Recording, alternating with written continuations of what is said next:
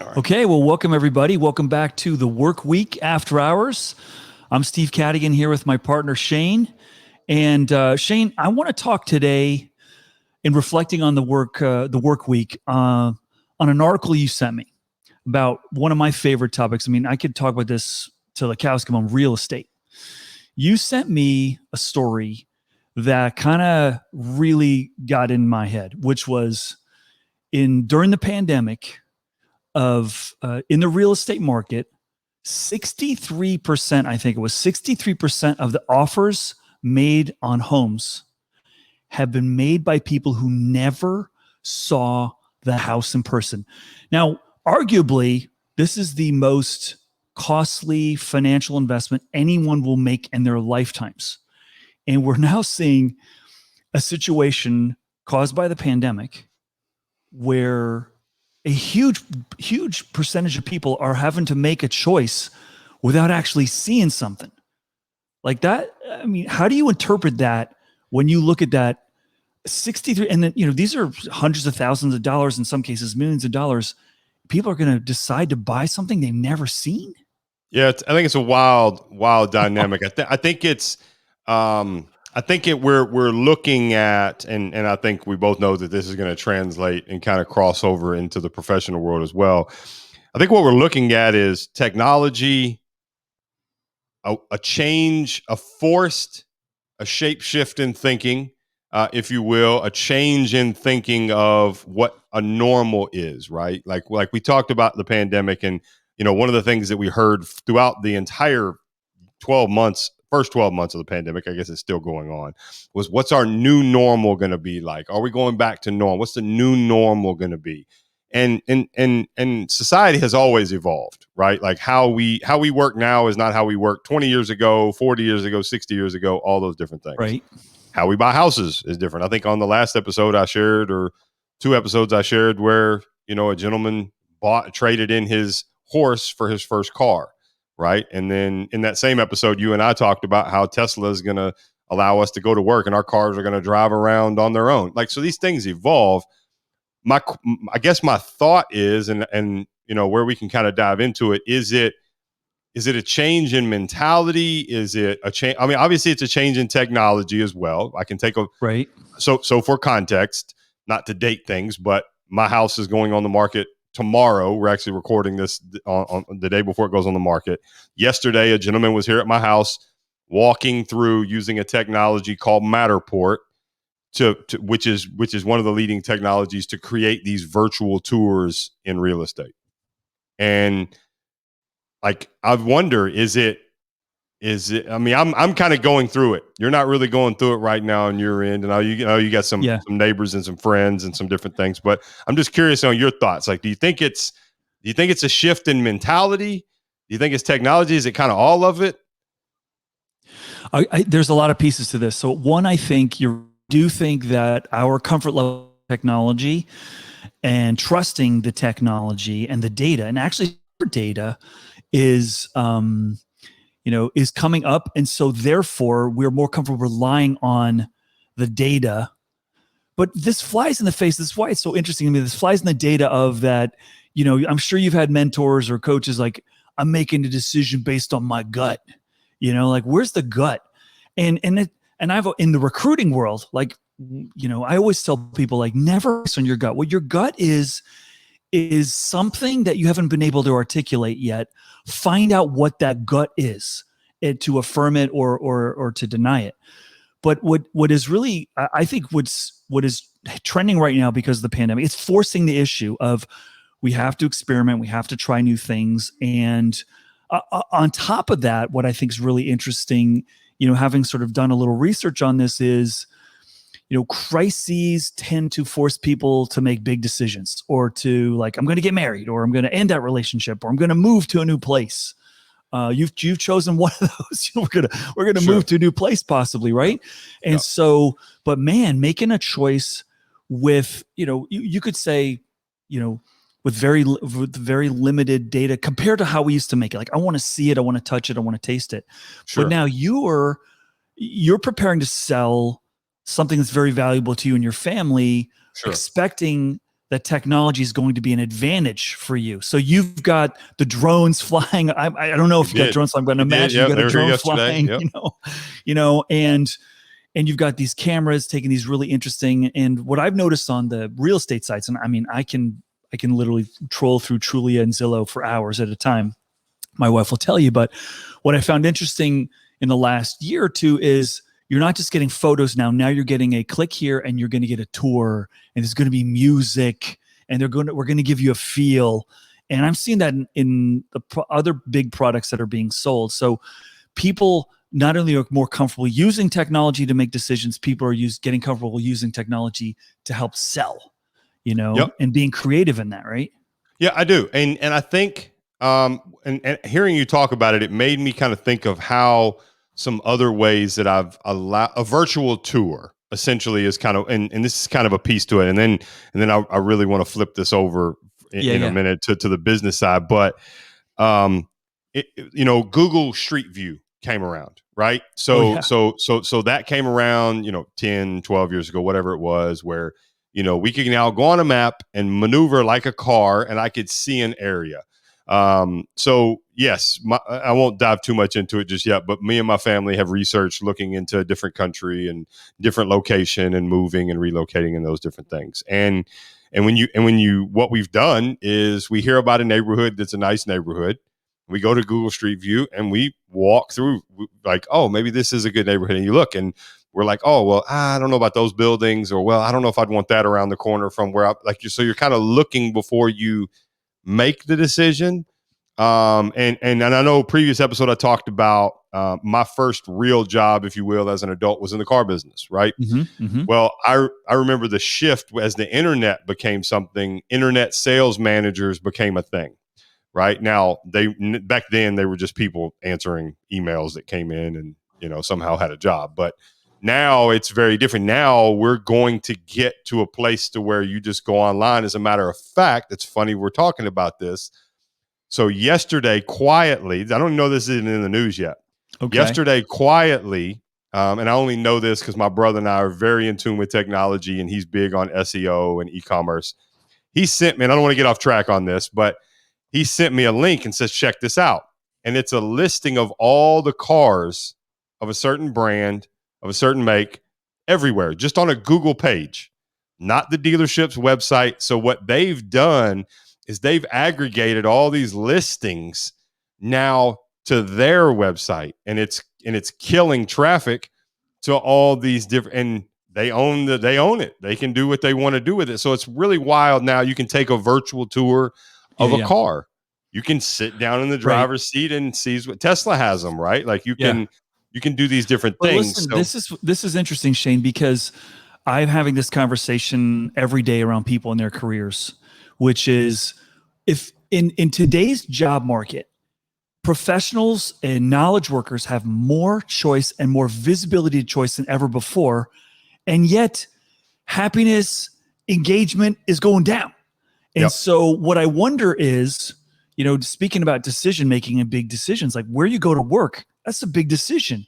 And we got a huge percentage of the workforce over the course of the last, 12, 14 months, now choosing where to work, who to work with. And I've not met the who in person the way I used to before. Yeah.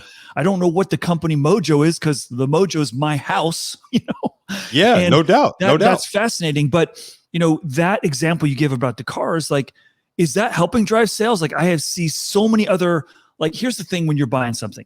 And I heard this on a show one time. It's like, what's the first thing a human does when you make a big purchase? You go compare to other ones and say, just to affirm that you're not an idiot. Correct. That you didn't spend too much, right?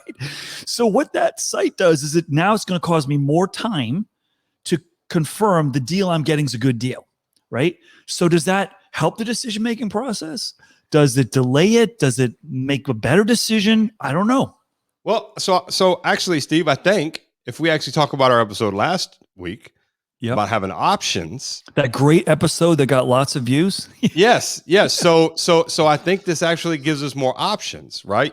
So now we're back to that question of, does options give us a better? Does having options because now if talent is being hired sight unseen, right?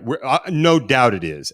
Most offices are still shut down. Most, very few are full, full manned Right. campuses and these different things. Right. So there is sight unseen, right? I've got a family member of mine right now who has been interviewed by 3 huge companies over the last 3 weeks, and he's just sitting in Zoom meetings talking to these people. He has no idea what the office looks like. He has no idea.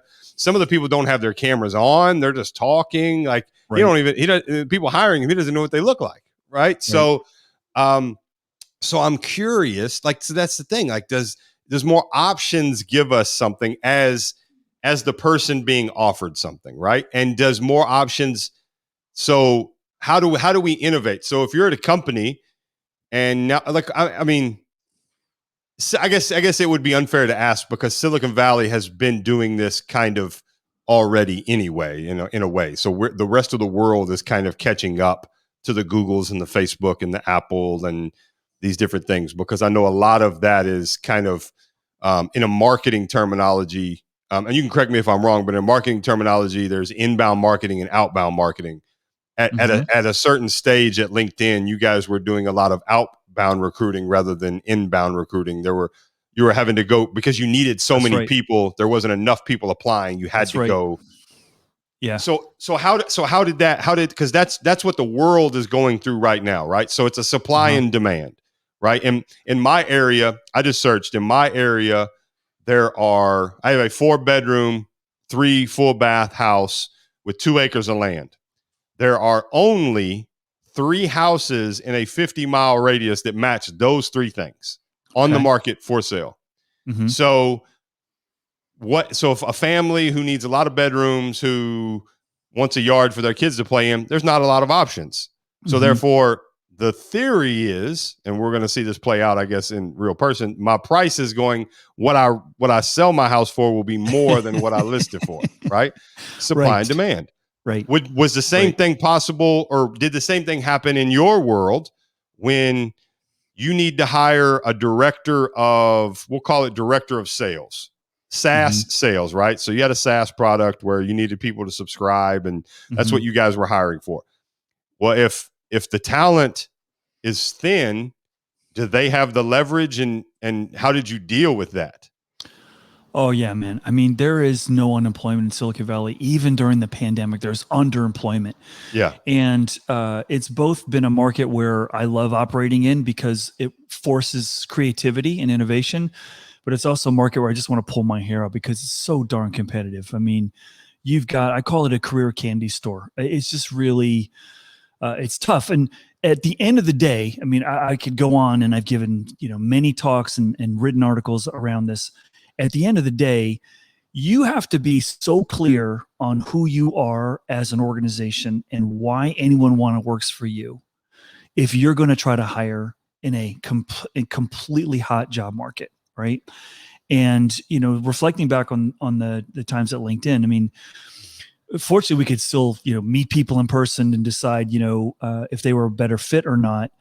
But what made us be able to turn the corner was getting laser focused on why someone wants to come work here, which I believe, by the way, if you don't know what your company culture is and you want to find out, sit down around the table with the key leaders in your organization and say, why does anyone want to work here?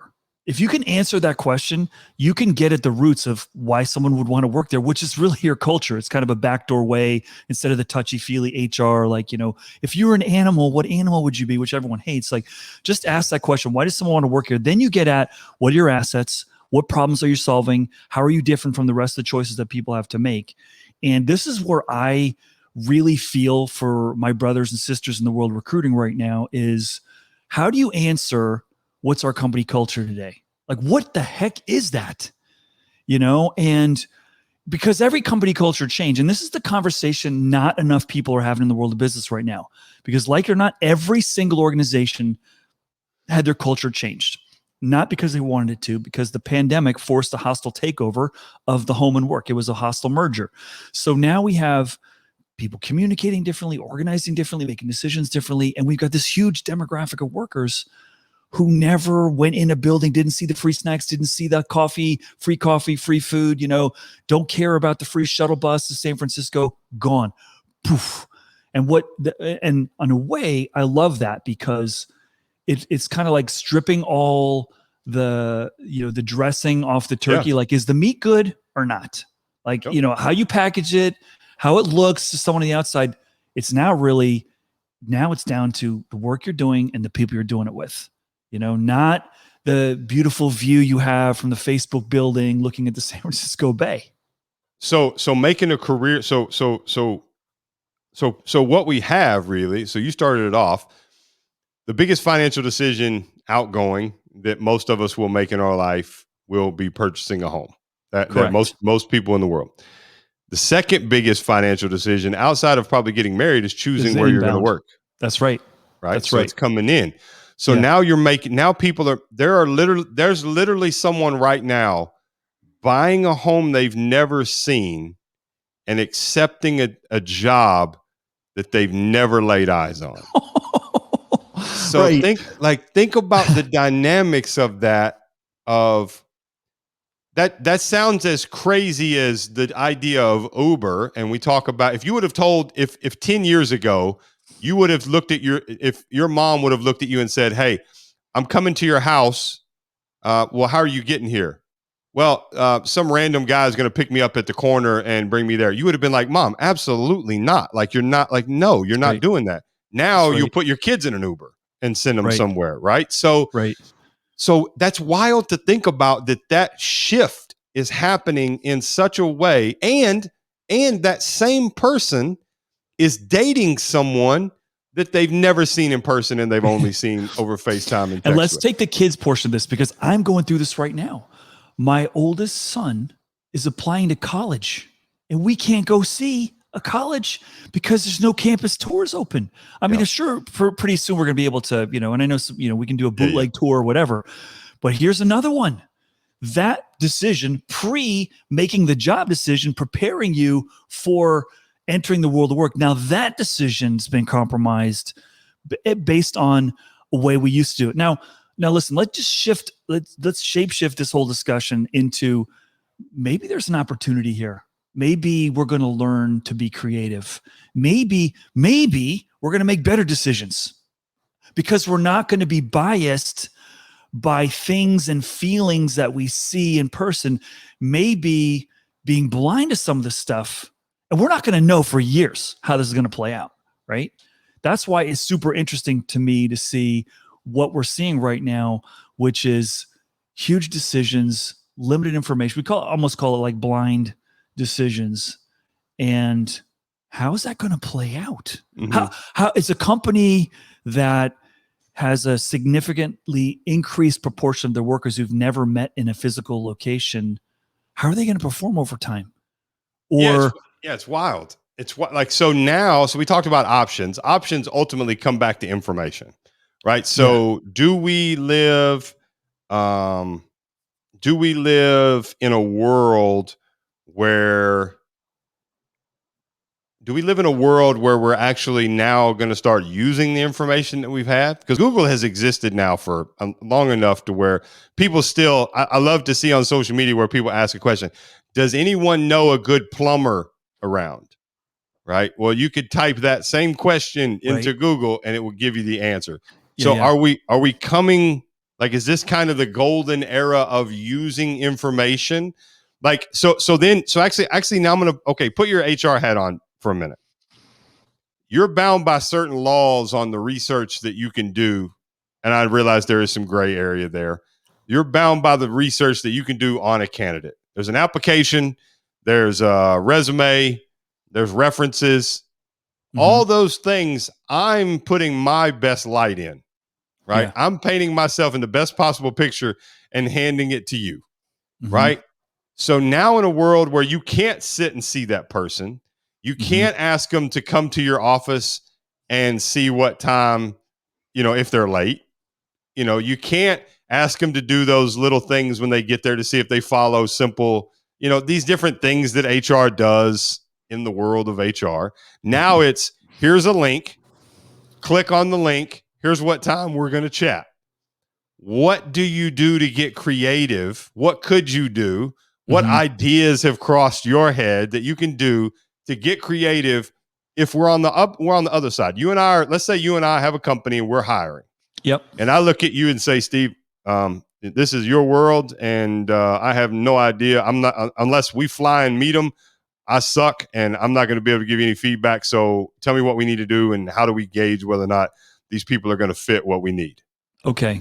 You just gave me what I'm going to call like an alley-oop, because I want this ball. Like, give me the ball. So what I would do, and I'm helping some organizations with this, and some of them are ready to play ball, some of them aren't. I'm going to create the most visually beautiful view of my organization online, so that when you're checking me out, you're just going to have your jaw drop. It's going to be like a treasure of movie previews like you've never seen before. Like, I'm going to have every employee that's doing interesting stuff. Like, what are you doing? Why do you like working here? I'm going to have the story tell itself. I'm not going to sell to someone, right? I'm going to have people tell their stories more. And this is why I like the situation that we're in right now, because it's forcing that kind of creativity.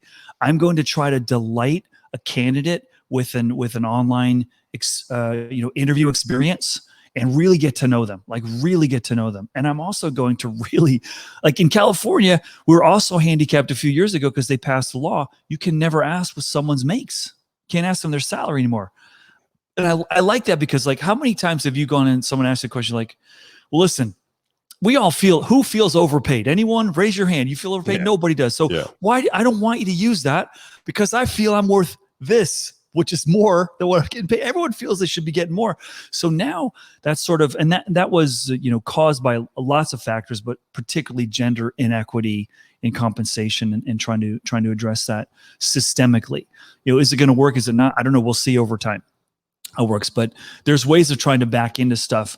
But I think this forces more relationship requirement on the recruiting process. And that's what I'd want to do. Like, think about the best recruiters, for our listeners, think about the best recruiters you've ever interacted with. They didn't make you feel like a piece of meat. They didn't feel like you were just a number that they needed to hit. Like, I've had recruiters call me. They know I didn't want the job, but they wanted to impress the company. They could get me to the table as a potential candidate.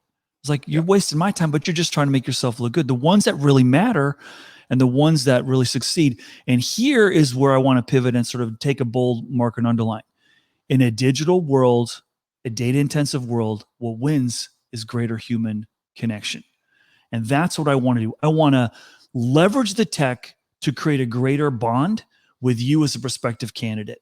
And that's where I see, some of the new innovations and ideas coming that are out there. There's one organization I'm working with right now. They're spread all over the world. So I can't even say where the organization's from, because I don't even know. There are people, guys in Costa Rica, guys in Berkeley. Yeah. And they've been able to build a recording of a conversation that highlights all the keywords, so that the next interviewer can listen to the key points of that interview and not have to ask you the same stuff. So now you're not wasting candidates' time, and that's using it so that we just get to the important stuff in our conversation.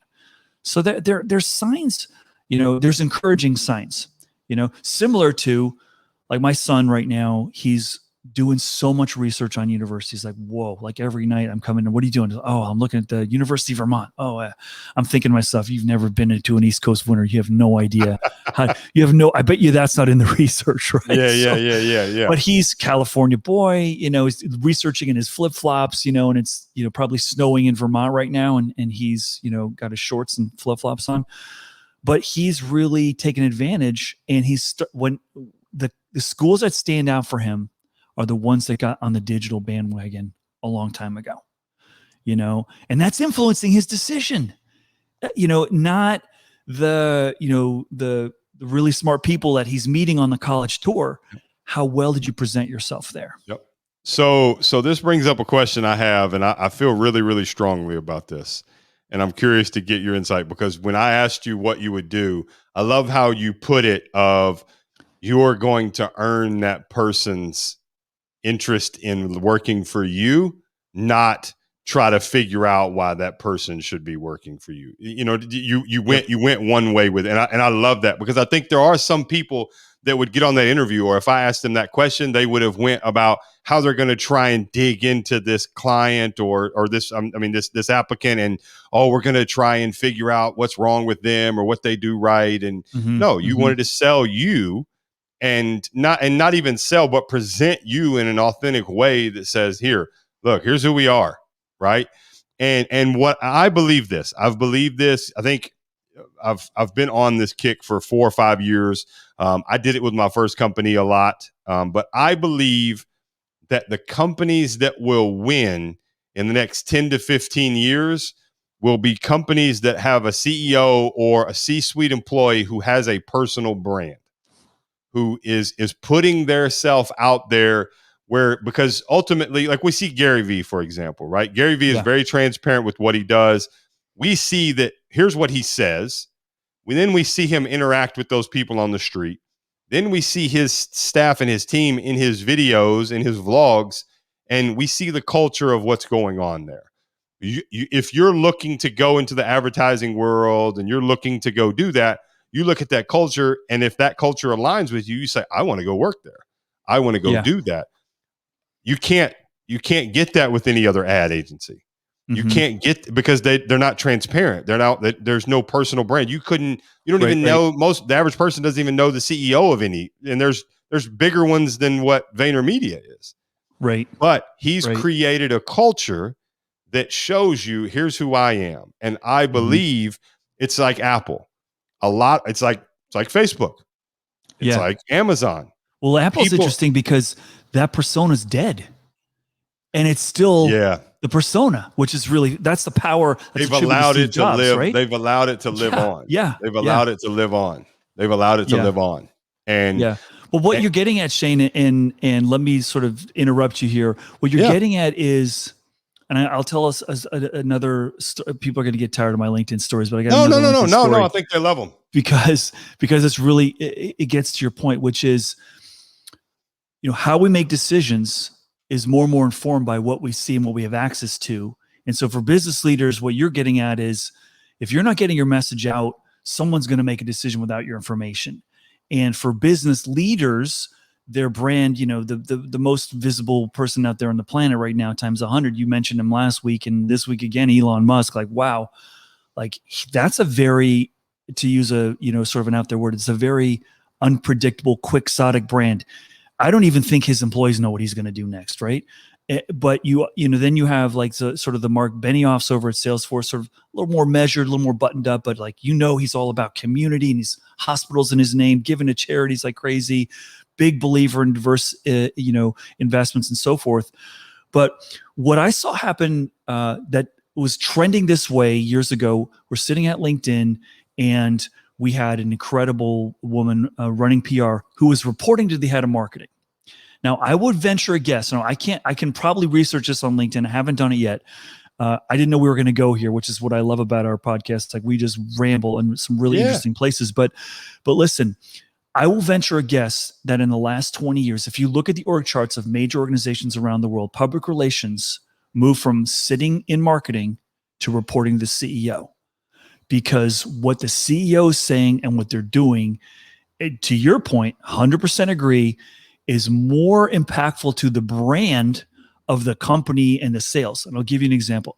So we had this head of PR, very talented person, and she was going out on maternity leave. And she says, respectfully, when I come back, I would really like you to consider having me report to the CEO. She said it to the CEO, to Jeff. So Jeff comes in and he goes, what do you think? You think we should promote her to, work for me? And I said, well, it doesn't need to be a promotion. It's just an org change, but whatever. I know what she's saying. And I said, well, let's think about it. What were the 3 biggest things that happened to our company in the last year? President Obama came to visit. We had a hack by some allegedly Russian hackers that stole passwords. And we went public. Those are the 3, we sort of said, those are the 3 biggest things that happened in the company. He goes, are those marketing things or PR things? And I go, yep, she's going to be working for you.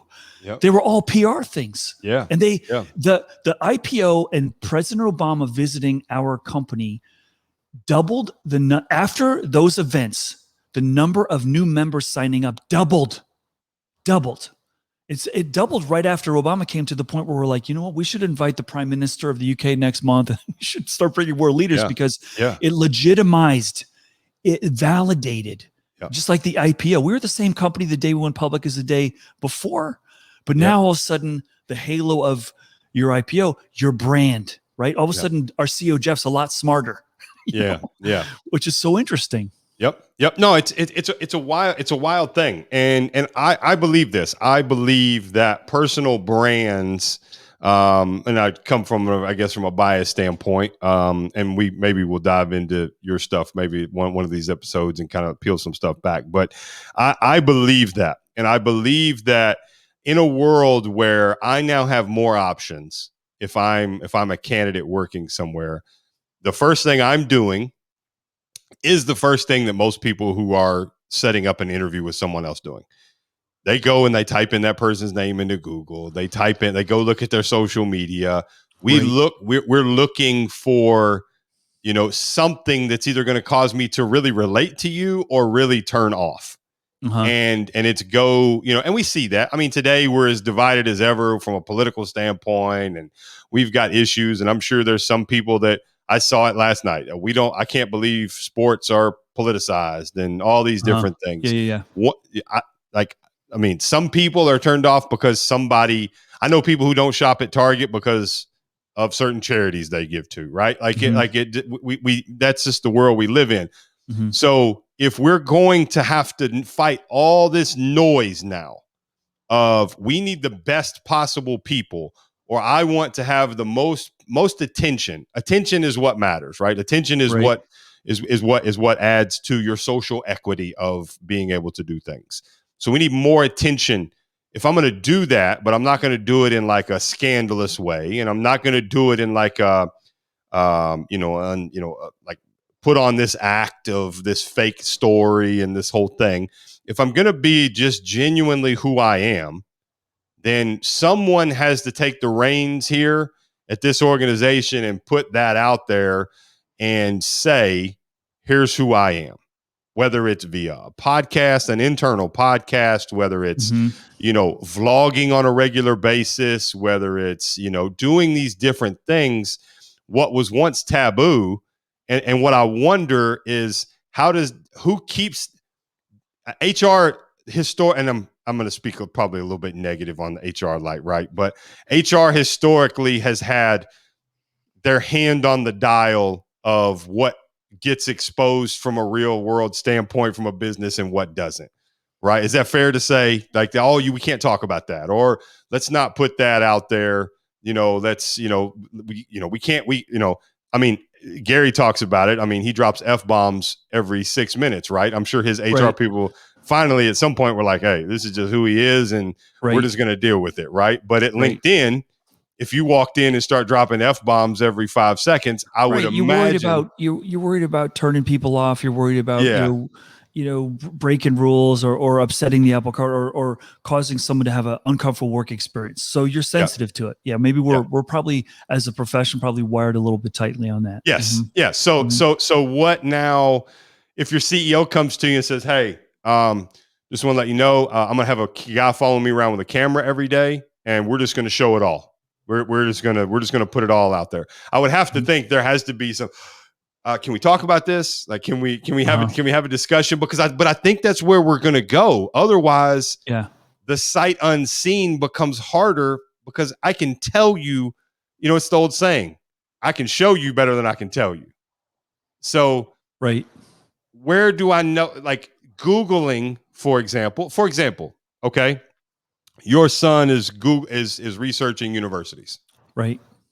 What if they had a student? Let's say Baylor University.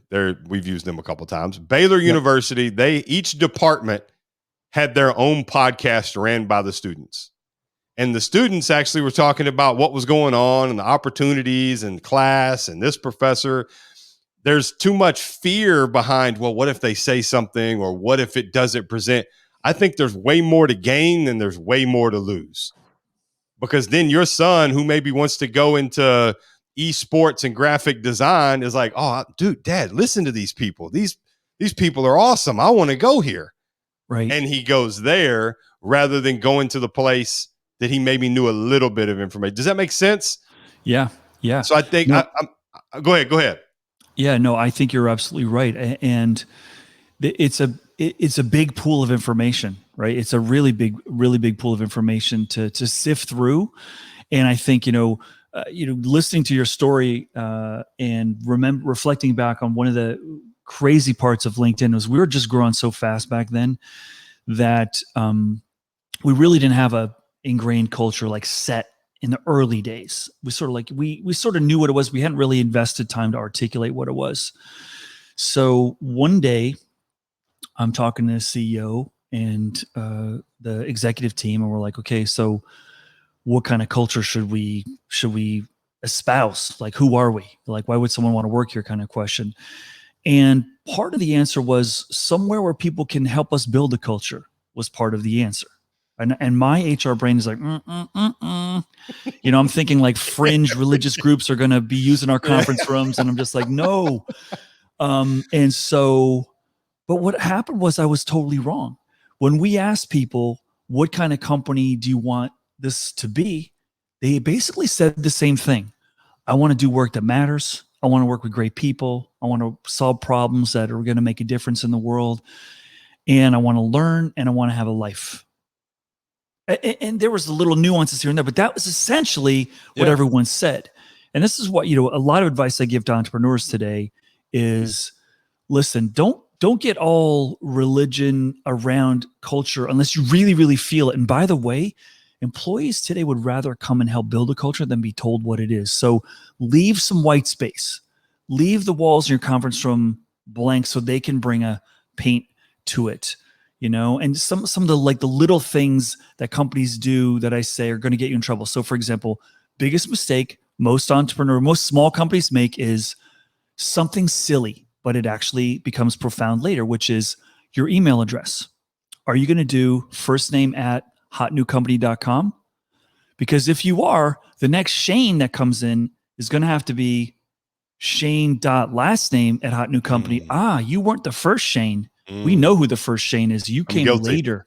You're not on the inner circle. You're on the outer circle. I'm guilty. And so now you've created a two-caste system.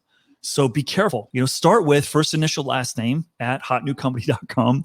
And now you don't have to recover. Those are some of the little things.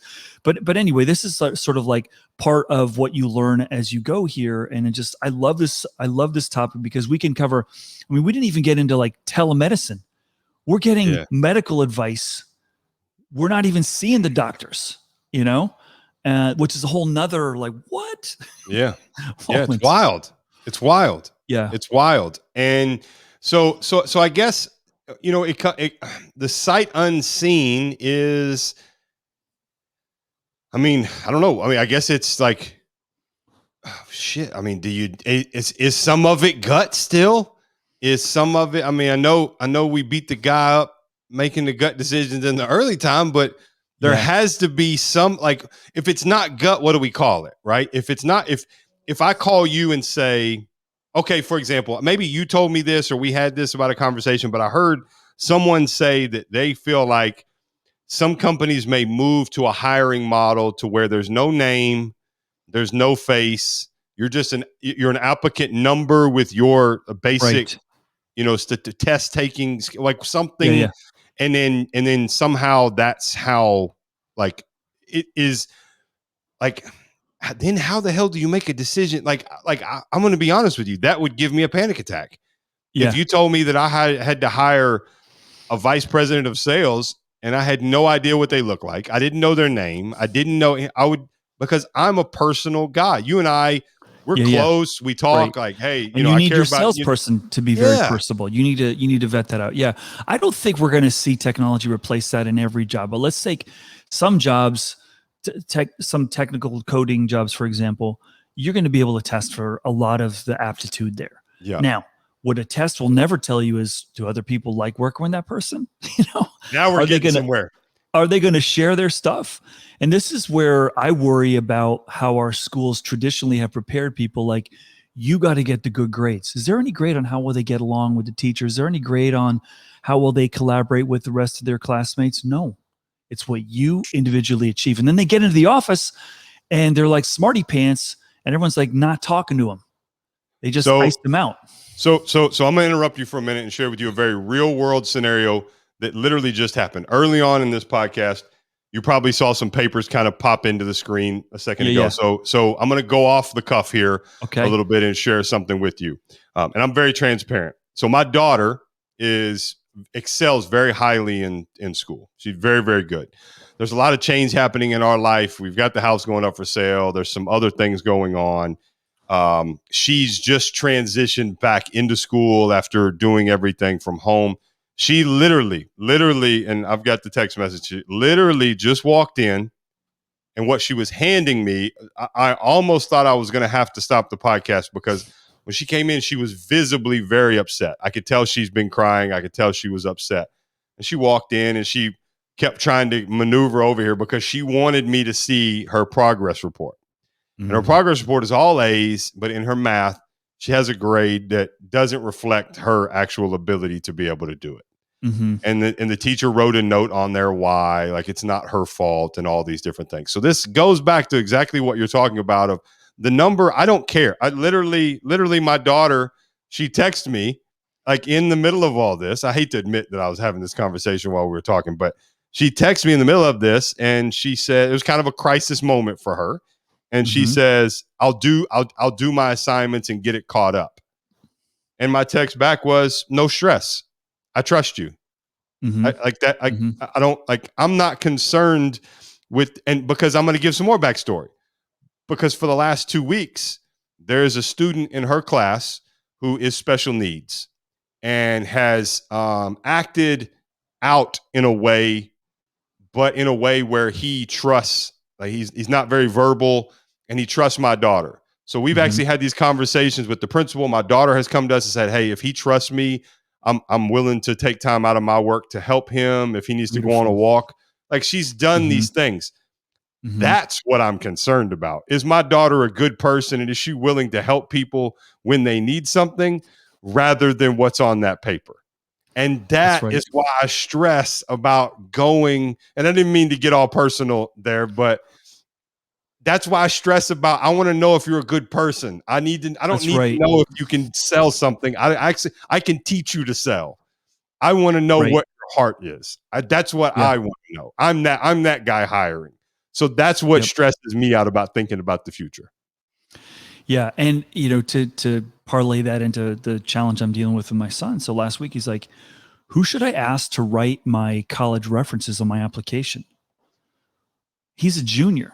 He's never met a single one of his teachers. And this is the year where you need those references. So I said, well, call your, reach out to, one of your math teachers from last year, knows you really well. And he knows our family. And and the teacher responds like, well, it's probably better if a junior teacher responds. And I'm thinking, my son didn't have a chance. And every son didn't have a chance. And every school, there's only 5 schools in America right now that require standardized test results. There used to be only 5 that didn't. Now there's only 5 that require it. The rest optional. And some, Cornell, I think is the most noteworthy, said we refuse to look at that. So that is really not.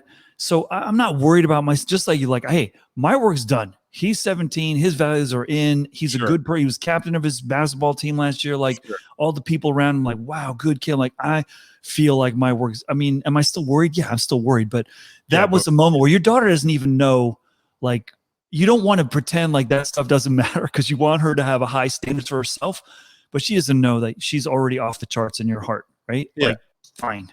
Yeah. And we in our culture here in the house is, I don't care that your grades matter, but they don't matter to me. Meaning I don't care if you got all D's. If I know for a fact you came home, you worked hard every night, you tried, you gave everything that you could give, and that was your grade, I love you, and I am we'll go get ice cream and celebrate that just like we would if you got all A's, right? Because that ultimately, and a lot of that comes back to my personal life. For me, I grew up in a not so great scenario and situation, and you and I actually recently had part of this conversation of there wasn't a lot expected of me.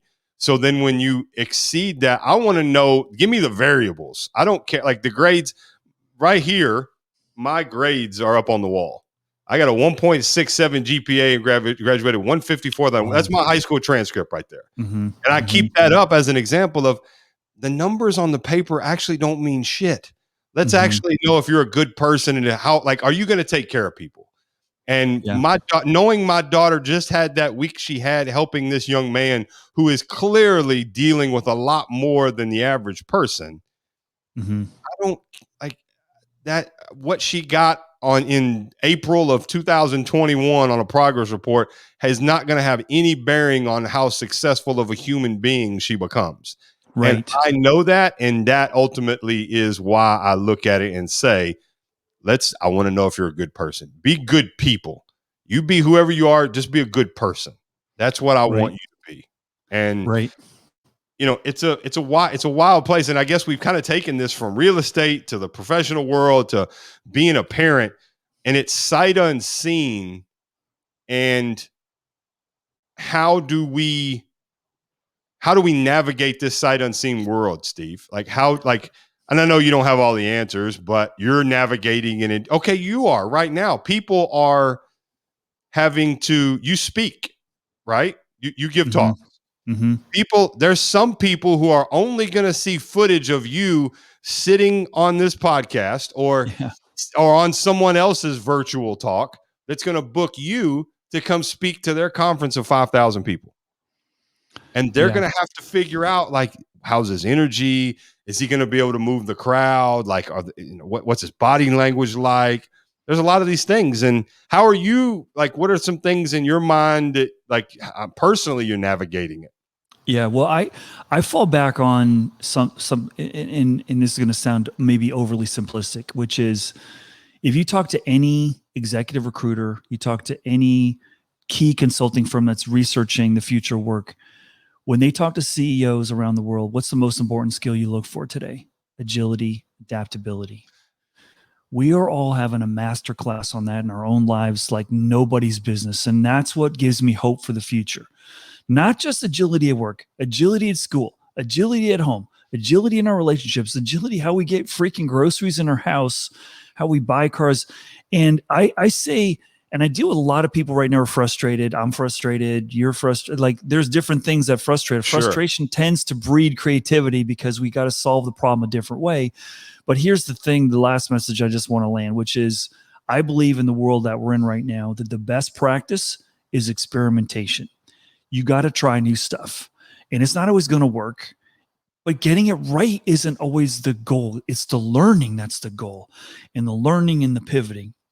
And that lesson that your daughter shared, and thank you for sharing that with us, the lessons of the people in our lives, like, we should treasure those. It's a learning, it's a great learning, and doesn't feel good all the time, but I think we're going to come out okay. And man, what I love our conversation, Shane. Oh man, it's great. It's great. I mean, hopefully the viewers can appreciate the personal side of things, because I want them to know, hey, we're human too.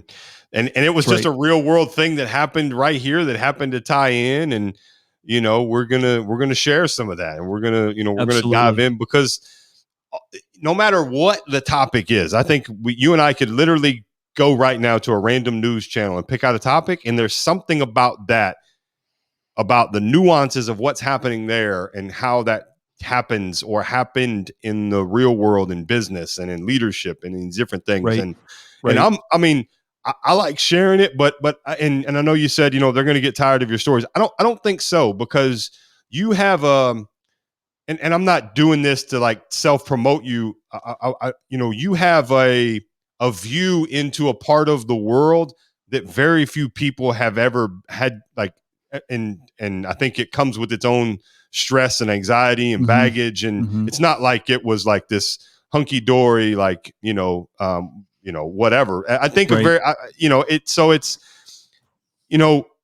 there's perspective and insight that you have that I think is really, really valuable. And I try to pull those nuggets out, because I know that, there's bits and pieces of things that somebody out there is listening to this, and we're going to say something and they're going to be like, oh, okay, well, that, these guys, I like these guys. I can relate to these guys. And, we just want it to feel like we're just hanging out in the basement, drinking a cold one and just talking about life and all that. And I agree, Shane. And listen, thank you again for wrapping that up. I mean, this is what I want for these broadcasts to do, and for these opportunities for us to sort of help people reframe, help people see the world in a less intimidating ways, maybe offer some hope along the way, let them know there's people like you and me that have stubbed our toes. We've got calluses on our foreheads, Absolutely. We got stuff happening at home, at work, and we got to help out each other here, get through. So that's the spirit. And that's a wrap for this. Is the work week after hours. I'm Steve Cadigan with my partner Shane. Thanks for joining us. Thank you guys for tuning in.